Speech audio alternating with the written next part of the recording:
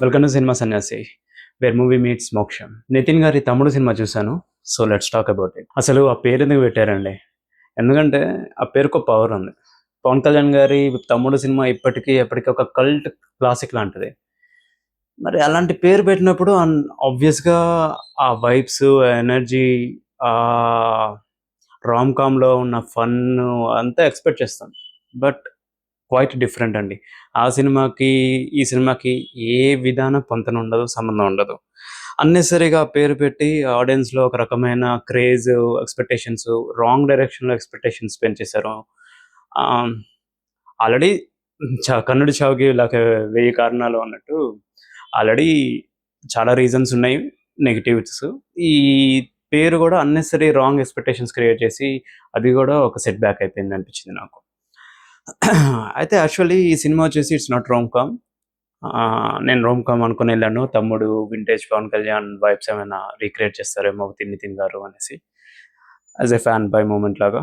But it's not that. బేసిక్‌గా చెప్పాలంటే నితిన్ గారి తమ్ముడు సినిమా ఒక action, adventure, survival thriller combination లాంటి సినిమా. ఈ యాక్షన్ గాని, అడ్వెంచర్ గాని, సర్వైవల్ థ్రిల్లింగ్ యాస్పెక్ట్స్ గాని ఏవి పూర్తిగా ఎంజాయ్ చేసేంతగా, ఎక్సైట్ చేసేంతగా ఎగ్జిక్యూట్ అవ్వలేదు ఆన్ స్క్రీన్.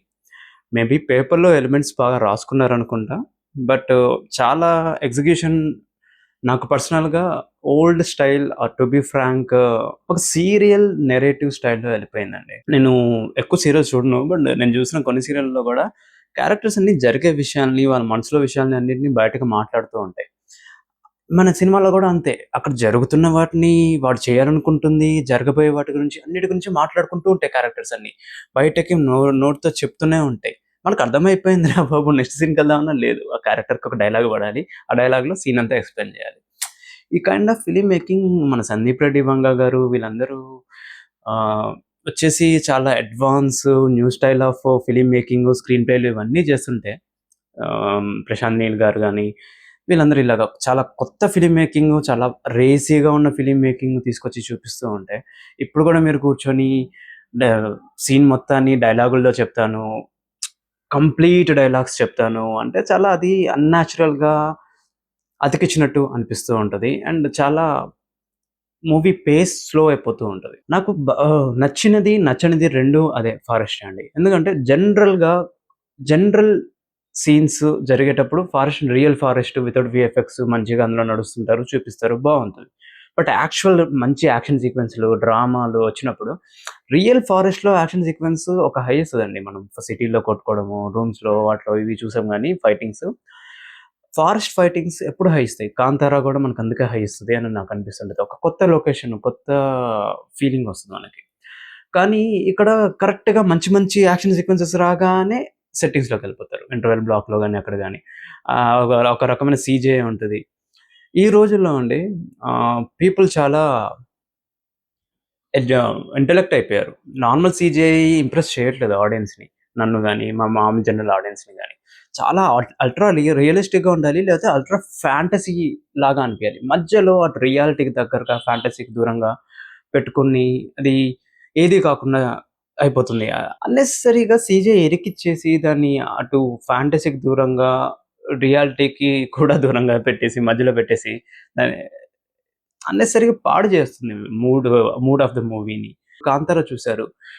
కొన్ని కొన్ని సూపర్ న్యాచురల్ ఎలిమెంట్స్ పెట్టడానికి మాత్రమే సీజీఐ యూజ్ చేశారు. మిగిలినంతా చాలా రియలిస్టిక్, చిన్న చిన్న చేజులు, ఫారెస్ట్‌లో ఫైట్‌లు అవన్నీ కూడా చాలా రియల్ ఎన్విరాన్మెంట్‌లోనే తీసినట్టు ఉంటది. I'm not a technical person. But నాకు చూసినంత వరకు చాలా real ఫుటేజ్‌లోనే జరిగిందది.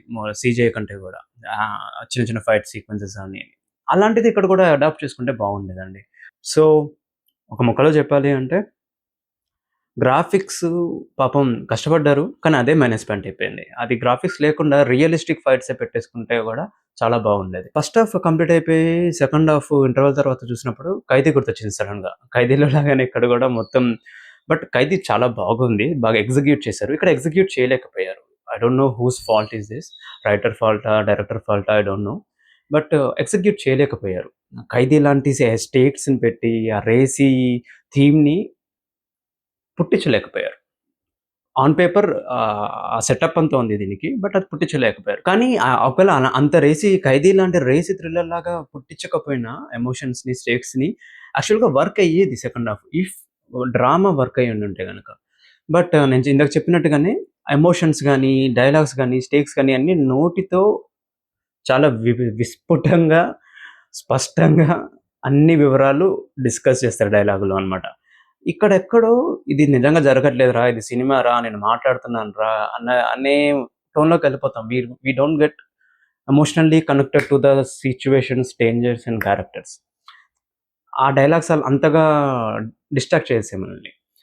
And adding to that మంచి మేజర్ ఫైట్ సీక్వెన్స్ రాగానే అన్నెసెసరీ అతికిచ్చిన ట్రైబల్ యాక్సెంట్‌లో మాట్లాడ్డాలు, గ్రాఫిక్స్ అతికని గ్రాఫిక్స్ రావడాలు ఇవన్నీ వచ్చేయడం వల్ల కొంచెం మనకి ఆ మెయిన్ ఎమోషన్ నుంచి మనల్ని దూరంగా నెట్టేస్తూ ఉంటాయి. ఈ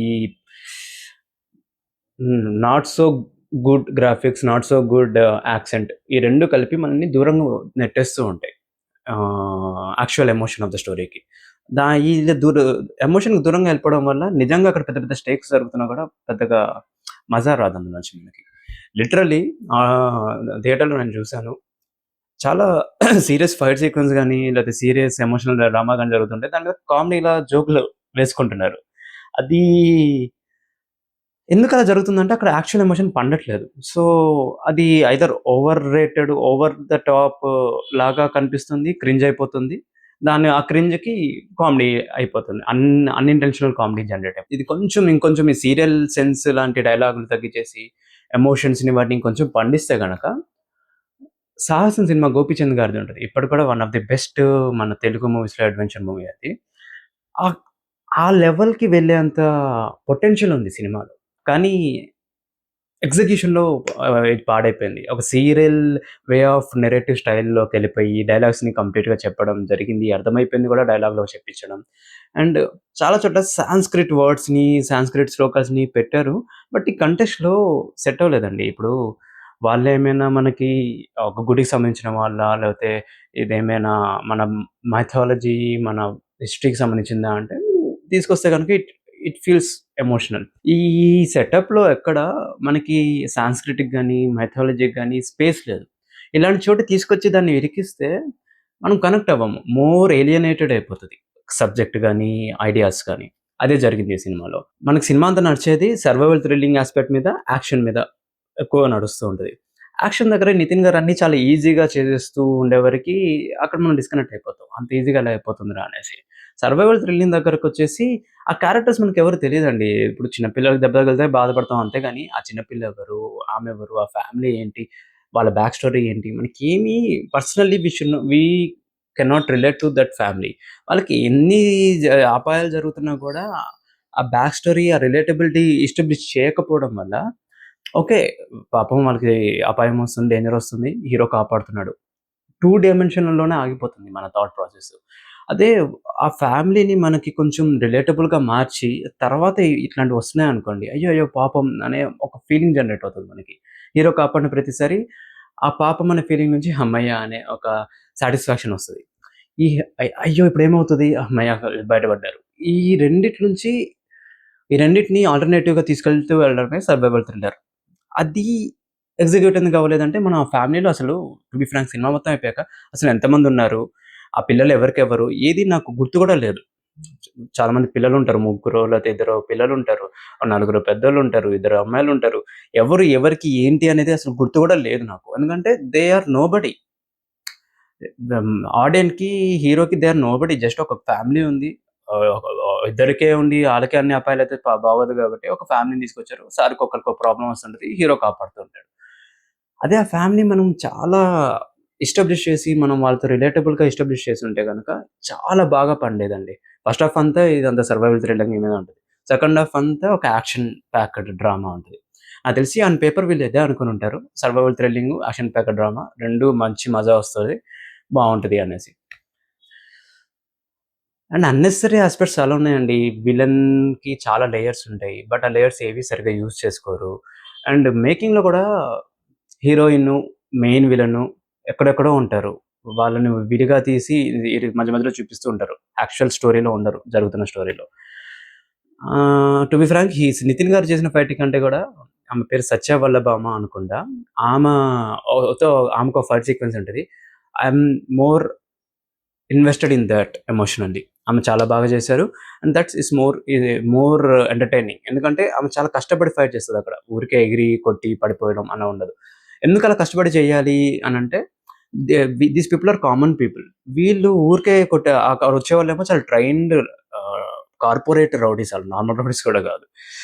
వాళ్ళని వీడు గాల్లో టక టక టక టక ఊరికే ఒక్క చేత్తో కొట్టేస్తున్నాడు అంటే సమ్‌వేర్ ఇట్స్ నాట్ కనెక్టింగ్ అన్నమాట. అండ్ నితిన్ గారు కూడా లాస్ట్ ఫ్యూ మూవీస్ అన్నీ మంచి రోమ్ కామ్‌లు, కామెడీ, ఎంటర్‌టైన్‌మెంట్ చేశారు గదా! సడెన్‌గా ఇప్పుడు నితిన్ గారు వచ్చేసి కొడుతున్నారు అంటే మనకు గూడా ఇట్స్ నాట్ కన్విన్సింగ్. అండ్ ఆ కొట్టేది గూడా కొరియోగ్రఫీలో ఇంకొంచెం చూపించాల్సిందండి.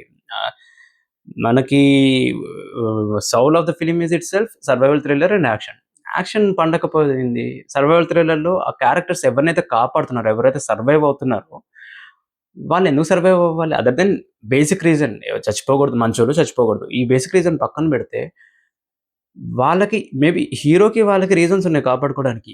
మనకి అరే! ఈమె బ్రతకాలిరా, వీడు బ్రతకాలిరా అని మనకొక రిలేటబుల్ ఫ్యాక్టర్ క్రియేట్ చేయకుండానే సర్వైవల్ థ్రిల్లర్‌లోకి తీసుకెళ్ళిపోయారు. వేర్ సినిమా did not work out. So, basically that's about it అండి. నేను నెగెటివ్ చెప్పాలనుకోను సినిమాకి. బట్ ఏది వర్కౌట్ అవ్వలేదండి ఇందులో. మూవీస్ అన్నీ ఉన్నాయి. బట్ ఏది వర్కౌట్ అవ్వలేదు. సో, పాజిటివ్ చెప్పాలి అంటే ఐడియా లెవెల్‌లో, స్టోరీ లెవెల్‌లో it's a very good concept. Work out అయ్యి ఉంటే గనక సాహసం ఇచ్చే 'గోపీచంద్' గారి సాహసం ఇచ్చిన దానికంటే ఒక 5 టైమ్స్ ఎక్కువ హై ఇచ్చే పొటెన్షియల్ ఉన్న సబ్జెక్ట్ ఇది. బట్ అన్‌ఫార్చునేట్‌లీ జరగలేదు. సో, దట్స్ అబౌట్ 'తమ్ముడు', నితిన్ గారి 'తమ్ముడు' movie. Let's meet again in the next video and let's talk about movies. Till then, signing off, me cinema సన్యాసి.